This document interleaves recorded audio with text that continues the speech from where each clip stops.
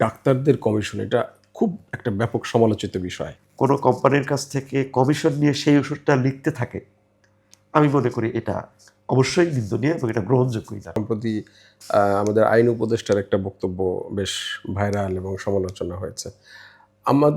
আমরা আমাদের স্বাস্থ্য অর্থনীতির যে গবেষণাগুলোতেও আমরা দেখি যে আমরা যে মানে চিকিৎসা ব্যবস্থা, বাংলাদেশের যে চিকিৎসা ব্যবস্থা সেখানে একজন সাধারণ রোগীর যে ব্যয় হয় তার প্রায় 40% না ওষুধ থেকে, টেস্ট থেকে, হসপিটাল থেকে নানাভাবে ডাক্তারদের কমিশন এটা খুব একটা ব্যাপক সমালোচিত বিষয়।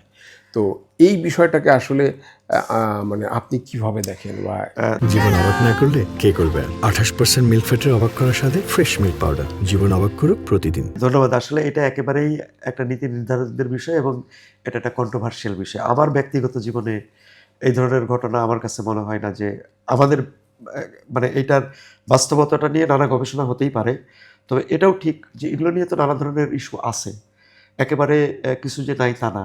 কিছু তো ইস্যু আছে। কিন্তু আপনাকে বুঝতে হবে আমাদের এই দেশটার সামগ্রিক সাংস্কৃতিক অবস্থান। It is a part of that. আমি একজন চিকিৎসক হিসেবে কোনোভাবেই বলতে পারবো না যে এর কোনো সত্যতাই নাই। কিন্তু ডেফিনিটলি এই সত্যতার বাস্তবতাটা কী সেটা অবশ্যই অন্যরা যারা এটা নিয়ে এক্সপার্ট তাদের কথা বলা উচিত এবং আমি মনে করি যে এই বিষয়ে একটা স্বচ্ছতা থাকাই উচিত এবং যদি কেউ সত্যি সত্যি এই ধরনের বিষয় করে থাকেন সেটা অবশ্যই আমি মনে করি যে গ্রহণযোগ্য ব্যাপার। আপনি তো বিশ্বের নানা দেশে প্রশিক্ষণ নিয়েছেন, অনেক দেশগুলোতে।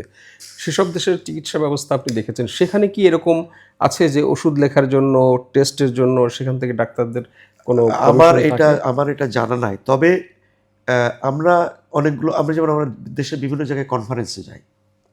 হ্যাঁ? এই যে কনফারেন্সের একটা ব্যবস্থাপনা, সেখানে যেমন আমি আমেরিকাতে গেছি, আমি ইংল্যান্ডে গেছি। এই রিসেন্টলি আমি গত বছরে গেছিলাম। ইন্টারন্যাশনাল বার্ন ইনজুরির যে একটা আ ইন্টারন্যাশনাল কনফারেন্স যেটা হলো। সেখানে কিন্তু এই কনফারেন্স আয়োজনের ক্ষেত্রে এটা ব্যক্তিগতভাবে না।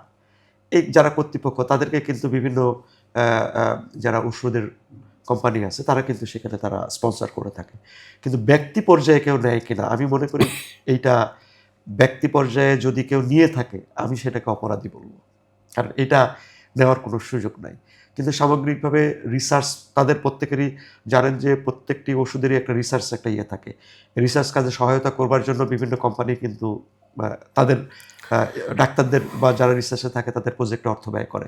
তো এই যে একটা সায়েন্টিফিক যে ব্যাপার অর্থাৎ উন্নতি করবার জন্য যে বিষয়টা থাকে বিদেশে আমি দেখছি এটা করে।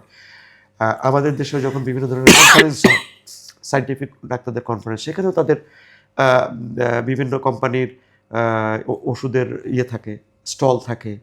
এখন এটা ন্যায়সঙ্গত কি না সেই বিষয়ে আমি আসলে কোনো মতামত দিতে চাই না। তবে ব্যক্তি পর্যায়ে কেউ যদি কোনো কোম্পানির কাছ থেকে কমিশন নিয়ে সেই ওষুধটা লিখতে থাকে, আমি মনে করি এটা অবশ্যই নিন্দনীয় এবং এটা গ্রহণযোগ্যই না।